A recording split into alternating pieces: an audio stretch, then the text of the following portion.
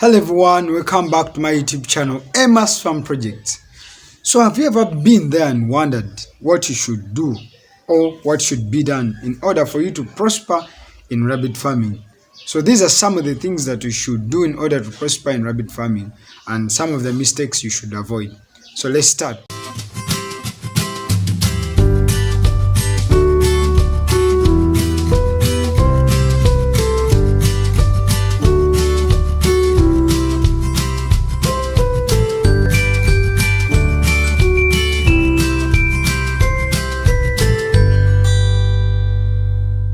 So I've been there and I thought about this and I wrote a script about it.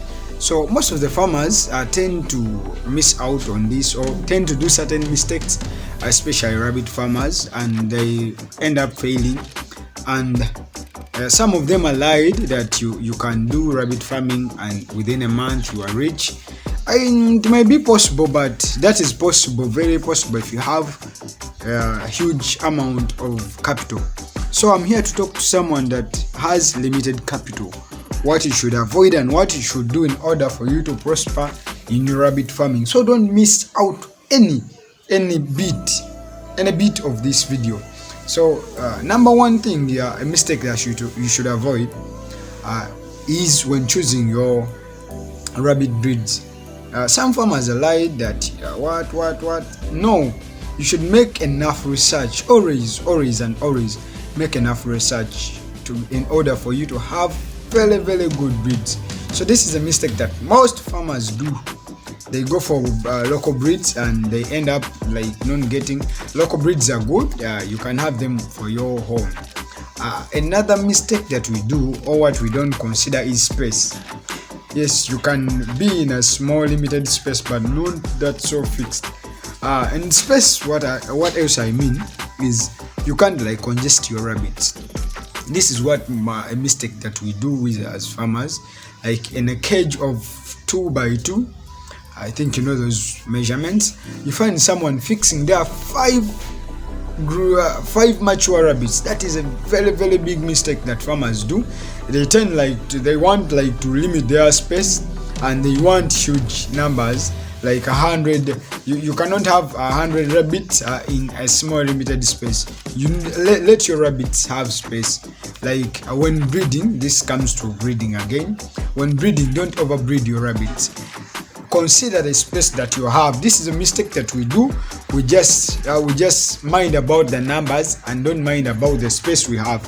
So you, as a farmer who wants to prosper, you should mind about the space that you have. If you have a bigger space, that's the number that you should have. So always plan well for your rabbits. Do not just have rabbits in numbers when you don't have space for them. Another thing is our location. This is a mistake that we do. Our location. So like in Uganda, for example, you cannot put your rabbit farm like in Munyonyo. It's okay, you can put there if you have money, but you're going to incur transport costs. So that's why I said, so to someone who has limited capital, this is what you should do. Don't like rocket your farm in areas where you cannot get feeds for free. There are some areas you see that there is no feed. So why should you go for those areas? Yet there are areas in villages. I prefer people to go to villages because there is free feeds. There is grass, there is everything that you can get for free, or what you only need to buy is pellets and a few costs. So that is another mistake that most of us do. Another mistake that rabbit farmers do, and they don't mind about it, is treating rabbits. Most rabbit farmers, they think that rabbits they don't get sick. Maybe they get sick because of the feed, but these animals can also be immunized. You know immunization, or what I understand by immunization, that's why even human beings are immunized, just to increase on the immune. So you should get a very well trained veterinary doctors to help you out on treating your animals. Even rabbit animals get sick, so we need to immunize them while they're still young. Don't go around with people's words that rabbits, they don't immunize them. No, go for that. So another thing that we do, this is a very big mistake. is overbreeding our rabbits. So this mistake is very bad. I don't even prefer it. It is very, very bad. Like your female rabbit, you want it to give birth like 10 times a year. That is too much. Yes, it is okay. It can produce like every month, but that is too much for a rabbit. You need to give it time to rest. That's why I say don't mind about numbers. It's not about the number of rabbits that you have. You can have a lot of rabbits around, but when you're not gaining, they are straining you and feeding them. They're stressing you. They're getting sick just because of that. Remember, don't overcrowd your animals. I repeat this. So those mistakes that we do, we should avoid. So to someone who wants to prosper in rabbit farming, we are just like conversing today. To someone who wants to prosper in rabbit farming, you should make a very good strategy. You should have a very planned strategy, or make a plan for your year. You should know that this year you want to have rabbits like this. You can do a quarterly planning, like 3 months. You plan for your 3 months. By the way, this is another mistake that we do. We don't plan for our farms.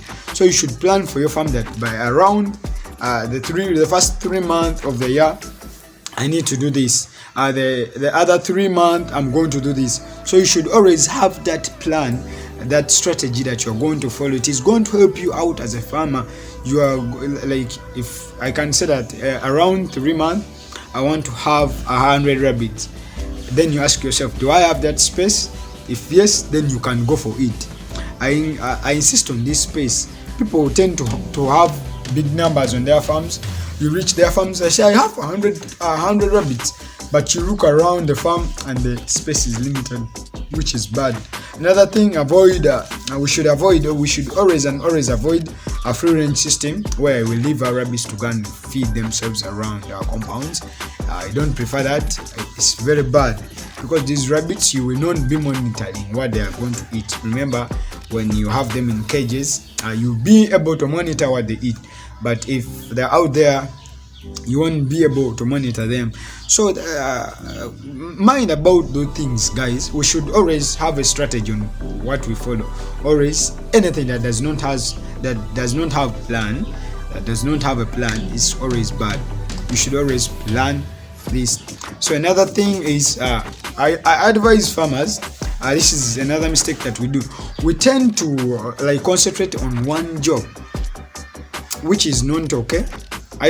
Yes, we are farmers and we gain money, but don't concentrate on that one job. Like, I'm a farmer, I'm a typical farmer. No, you should always be versatile.